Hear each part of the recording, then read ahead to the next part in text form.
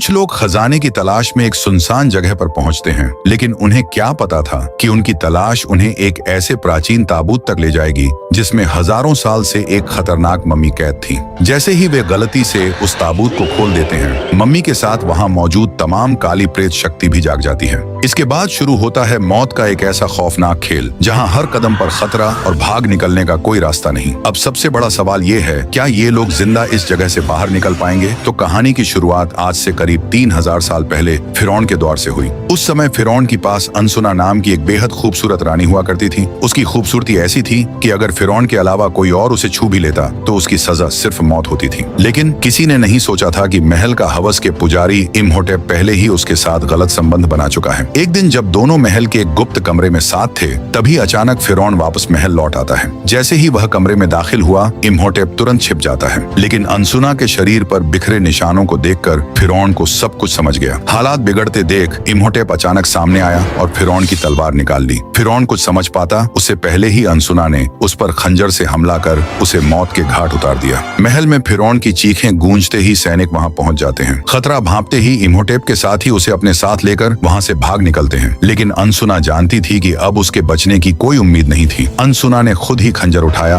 और अपनी जान दे दी। उधर रात होते ही इम्होटेप महल से भाग निकला। भागते समय वह अनसुना का लाश भी अपने साथ ले गया। वह किसी भी कीमत पर उसे दोबारा जिंदा करना चाहता था, इसलिए सीधे रेगिस्तान के बीचों बीच मौजूद हमनापतरा की ओर निकल पड़ा। कहा जाता था कि हमनापतरा में अनगिनत खजाने और रहस्यमयी काली शक्तियां छिपी हुई थीं। वहां पहुंचकर इम्होटेप ने काले जादू की एक किताब निकाली। जैसे ही उसने किताब में लिखे जादुई मंत्र पढ़ने शुरू किए, तभी पानी के अंदर से अचानक एक काली आत्मा धीरे धीरे बाहर निकलने लगी और अनसुना के लाश की ओर बढ़ने लगी। लेकिन जैसे ही यह रस्म पूरा होने वाला था, तभी फिरौन के सैनिक वहां आ धमके और उन्होंने पूरा रस्म तहस नहस कर दिया। रस्म अधूरा रह जाने की वजह से वह आत्मा घबरा गई और वापस पानी के अंदर चली गई। उधर इम्होटेप के साथ मौजूद सभी पुजारियों को पकड़ लिया गया और उन्हें बेहद खौफनाक सजा दी गई। लेकिन इम्होटेप के लिए तय की गई सजा उन सबसे भी भयानक थी। सबसे पहले उसे जिंदा ही मम्मी बना दिया गया। इसके बाद उसके शरीर पर कोई सारे जिंदा कीड़े छोड़ दिए गए। वे कीड़े धीरे धीरे उसके शरीर का मांस नोचकर खाने लगे, जबकि इम्होटेप दर्द से तड़पता रहा,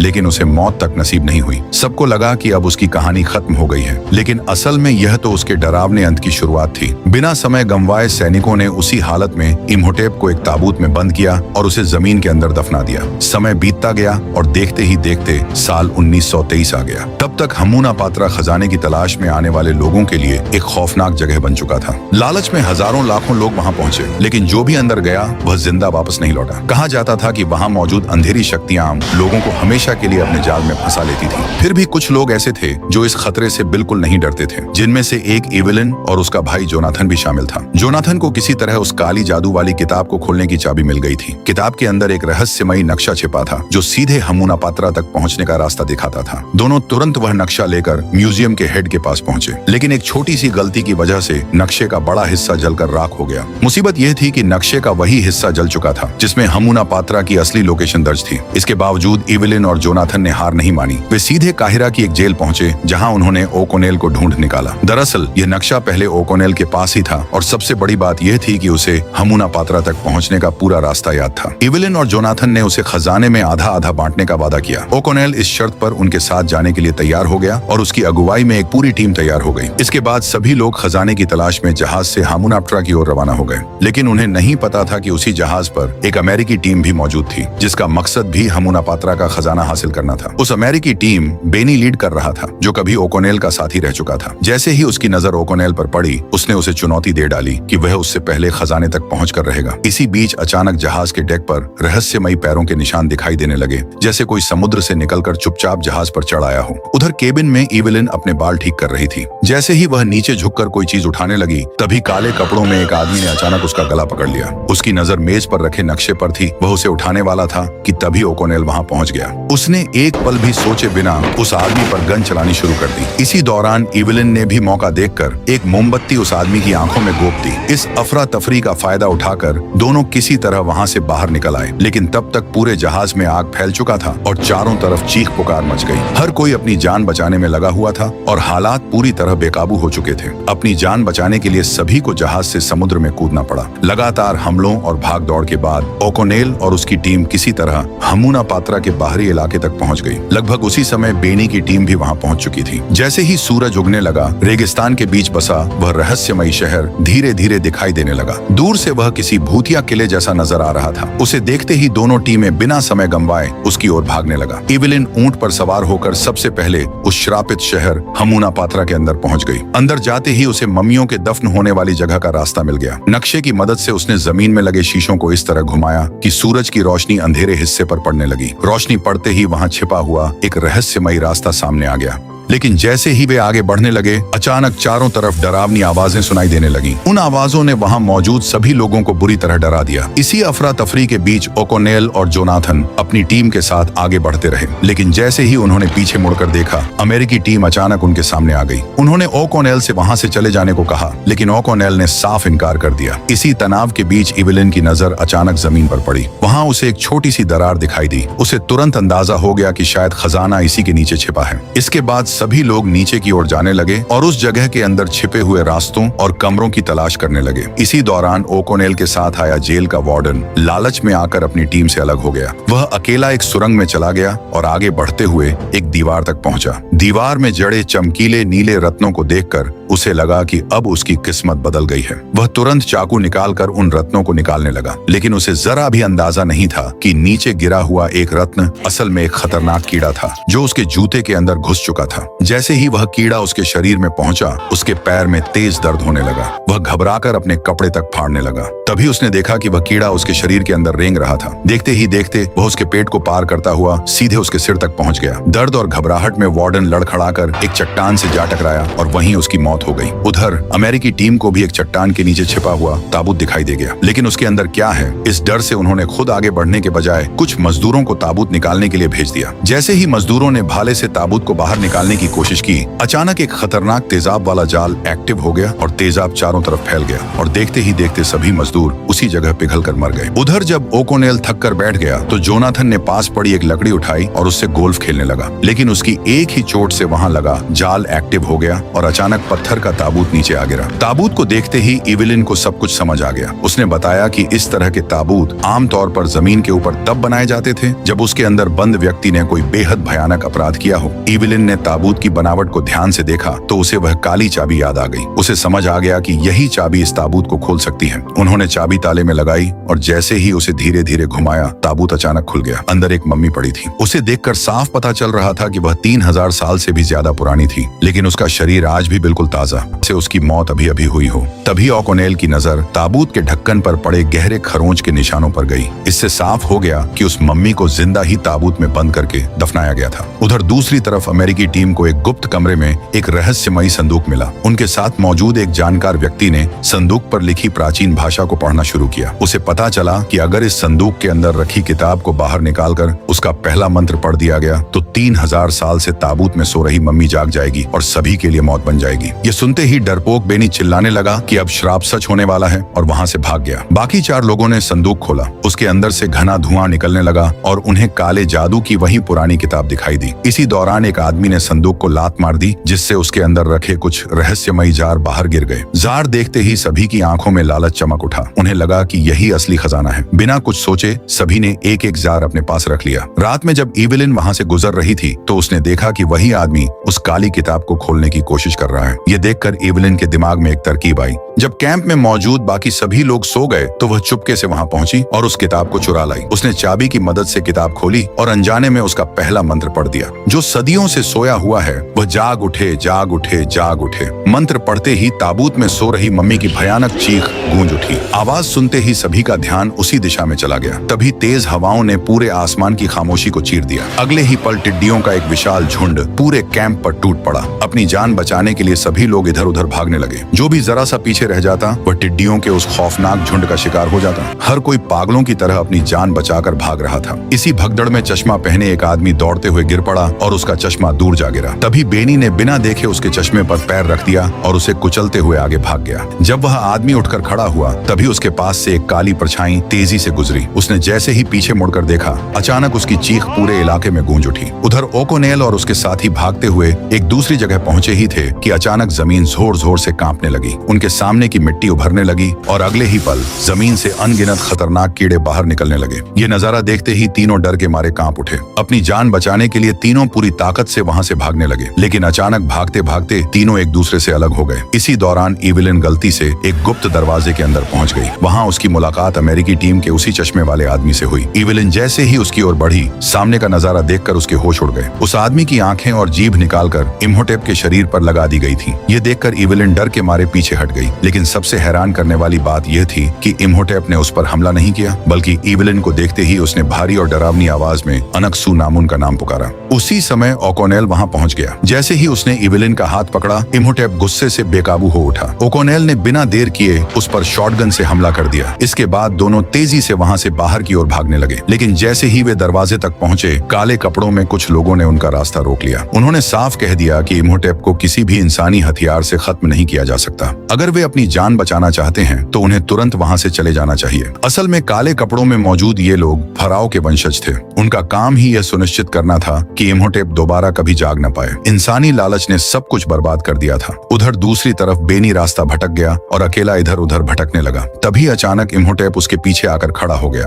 उसे देखते ही बेनी डर के मारे कांपने लगा। अपनी जान बचाने के लिए उसने अलग अलग ताबीज निकालकर उनमें लिखे मंत्र पढ़ने शुरू कर दिए, लेकिन जब इसका भी कोई असर नहीं हुआ तो उसने अपने सारे ताबीज एक साथ निकाल लिए। फिर भी इम्होटेप पर इसका कोई असर नहीं हुआ। इम्होटेप जैसे ही उसे मारने वाला था, अचानक रुक गया। उसे समझ आ गया था कि बेनी उसके बहुत काम आ सकता है, इसलिए उसने बेनी को ढेर सारे सोने के सिक्के दिए और उसे अपना साथी बना लिया। फिर इम्होटेप के कहने पर बेनी उसे उस चश्मे वाले आदमी के पास ले गया। दरअसल अपना असली शरीर वापस पाने के लिए इम्होटेप को उन 4 लोगों को ढूंढना था जिन्होंने पवित्र जार चुराए थे। उन्हें मारकर उनका खून पीने से वह अपनी ताकत वापस हासिल कर सकता था। जैसे ही उसने अपना पहला शिकार किया, अचानक शहर के ऊपर का आसमान काला पड़ गया और आसमान से आग के गोले बरसने लगे। देखते ही देखते पूरा शहर आग की लपटों में घिर गया। उधर ओकोनेल इवेलिन को लेकर जल्दी से सीढ़ियां चढ़ते हुए उस चश्मे वाले आदमी के कमरे तक पहुंचा, लेकिन वहां पहुंचकर उन्होंने देखा कि वह आदमी पहले ही सूखकर मम्मी बन चुका था। उसके ठीक पास खड़ा इम्होटेप धीरे धीरे अपनी ताकत वापस हासिल कर रहा था। जैसे ही इम्होटेप पूरी तरह जागा,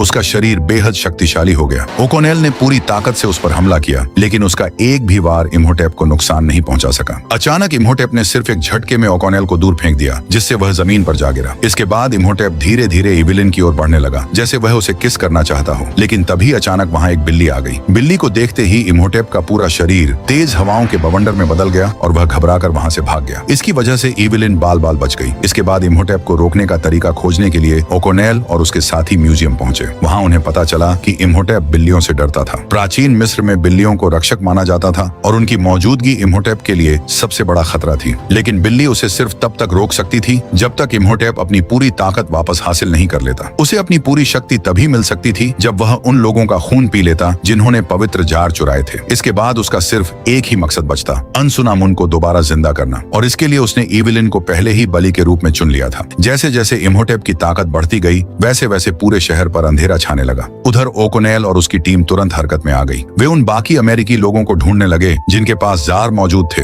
लेकिन तभी जैसे ही वे एक अमेरिकी आदमी तक पहुंचे, अचानक उसकी चीख सुनाई दी। इम्होटेप ने उसका पूरा खून चूस लिया और साथ ही उसके पास मौजूद पवित्र जार भी अपने कब्जे में ले लिया। जैसे जैसे जार चुराने वाले लोग एक एक करके मारे जाने लगे, इम्होटेप रेत के बवंडर में बदल गया और सीधे इवेलिन के कमरे तक पहुंच गया। वहां पहुंचकर उसने इवेलिन को अपने वश में करने के लिए उसे किस करना शुरू कर दिया। लेकिन तभी ओकोनेल एक बिल्ली को लेकर वहां पहुंच गया। बिल्ली को देखते ही इम्होटेप तुरंत रेत के तूफान में बदल गया और खिड़की से बाहर निकलकर भाग गया। इस तरह इवेलिन एक बार फिर बाल बाल बच गई। अब सभी समझ चुके थे कि इम्होटेप को रोकना बेहद जरूरी है, इसलिए उन्होंने उसे खत्म करने का तरीका खोजने के लिए म्यूजियम जाने का फैसला किया। वहां उन्हें एक प्राचीन पत्थर की पटिया मिली जिस पर ऐसी भाषा में कुछ लिखा था जिसे आम इंसान समझ भी नहीं सकता था, लेकिन इवेलिन उस भाषा को समझती थी। उसने आगे बढ़कर उस पर लिखे शब्दों को ध्यान से पढ़ा। उसमें लिखा था कि जिस तरह काली किताब का पहला मंत्र पढ़ने से इम्होटेप जाग गया था, उसी तरह अगर हमूना पात्रा में छिपी सुनहरी किताब का पहला मंत्र पढ़ दिया जाए तो इम्होटेप को दोबारा उसी कब्र में कैद किया जा सकता है।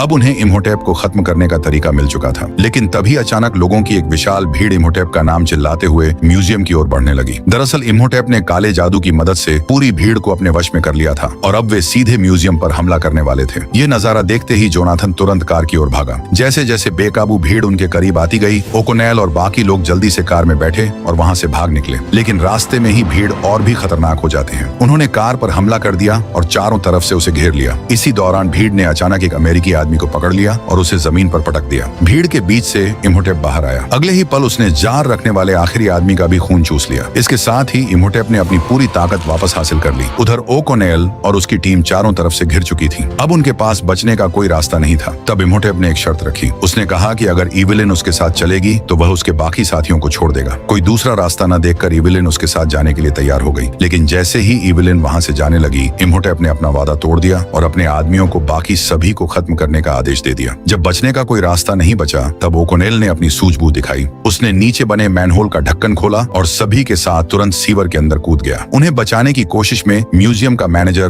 बेकाबू भीड़ के हाथों मारा गया। अब ओकोनेल और बाकी लोगों को समझ आ गया था कि अंसुनामुन को दोबारा जिंदा करने के लिए इम्होटेप सीधे हमूना पात्रा जाएगा। इसलिए इविलिन को बचाने के लिए वे तुरंत गीजा एयरबेस पहुंचे, जहां उनकी मुलाकात अपने पुराने दोस्त और फाइटर पायलट विंस्टन से हुई। विंस्टन बिना किसी देरी के उनकी मदद करने के लिए तैयार हो गया। उसने सभी को विमान में बैठाया और हमूना पात्रा की ओर उड़ान भर दी। लेकिन विमान में जगह कम होने की वजह से जोनाथन और टीम के एक सदस्य को मजबूरी में विमान के पंखों से बांधना पड़ा। जैसे ही विमान हमूना पात्रा के ऊपर पहुंचा, इम्होटेप की नजर उन पर पड़ गई। उसने दोनों हाथ ऊपर उठाए और पूरी ताकत से रेगिस्तान को हिला दिया। अगले ही पल जमीन से करीब 100 मीटर ऊंची रेत की दीवार उठी और तेजी से विमान की ओर बढ़ने लगी। आखिरी कोशिश में विंस्टन ने विमान की रफ्तार पूरी तरह बढ़ा दी ताकि किसी तरह उस भयानक रेत के तूफान से बचकर निकल सके। इसके बजाय वे लगातार इम्होटेप के बिछाए जाल में फंसते जा रहे थे। इम्होटेप ने अपना विशाल मुंह खोला और अगले ही पल पूरे विमान को रेत के भयानक तूफान में घेर लिया। ये देखकर इविलिन ने अचानक एक चाल चली और तुरंत इम्होटेप को चूम लिया। इससे कुछ पल के लिए उसका जादू टूट गया और रेत का तूफान बेकाबू होकर नीचे गिरने लगा। इसी बीच इविलिन के चेहरे पर हल्की सी मुस्कान आई, लेकिन तभी विमान पूरी तरह नियंत्रण खो बैठा और सीधे रेगिस्तान में जा गिरा। खुशकिस्मती से कोई ब्लास्ट नहीं हुआ और सभी लोग बाल बाल बच गए। हालांकि विंस्टन इस हादसे में नहीं बच सका और विमान के साथ ही रेत में दफन हो गया। उधर इम्होटेप इविलिन को लेकर पहले ही गुफा के अंदर पहुंच चुका था। उसे पता था कि ओकोनेल और उसके साथी बिना किसी शक के उनका पीछा करेंगे, इसलिए उसने पवित्र जारों की राख दीवार पर फेंकी और एक प्राचीन मंत्र पढ़ना शुरू कर दिया। मंत्र पढ़ते ही दीवारों के अंदर मौजूद ममियां जाग उठी और इम्होटेप के आदेश पर ओकोनेल की टीम का पीछा करने लगी। ठीक उसी समय ओकोनेल और उसके साथी वहां पहुंच गए और ममियों ने उन पर हमला कर दिया। भागते भागते उन्हें वह विशाल मूर्ति मिल गई जिसके नीचे सुनहरी किताब वाला संदूक रखा था। पीछे से आ रही ममियों को रोकने के लिए ओकोनेल ने एक बम ब्लास्ट कर दिया। इससे कई ममियां टुकड़ों में उड़ गईं और एक रास्ता भी मलबे से बंद हो गया। लेकिन तभी कई ममियां दोबारा एक एक करके बाहर निकलने लगी। उन्हें रोकने के लिए चीफ अकेले ही ममियों से भिड़ गया। इसी मौके का फायदा उठाकर ओकोनेल और जोनाथन ने संदूक से सुनहरी किताब निकाल ली, लेकिन उसे खोलने वाली चाबी अभी भी इम्होटेप के हाथ में थी। उधर जैसे ही इविलिन को होश आया, उसने देखा कि अंसुनामुन का लाश उसके ठीक बगल में रखा हुआ था। उसी वक्त इम्होटेप उसे पूरी तरह जिंदा करने के लिए प्राचीन अनुष्ठान शुरू कर देता है। कुछ ही पलों में वही काली आत्मा काले पानी से बाहर निकलती है और सीधे अंसुनामुन के शरीर में प्रवेश कर जाती है। अब उसे पूरी तरह जिंदा करने के लिए इविलिन की बलि देना जरूरी था। लेकिन जैसे ही इम्होटेप ने चाकू उठाकर वार करने की तैयारी की,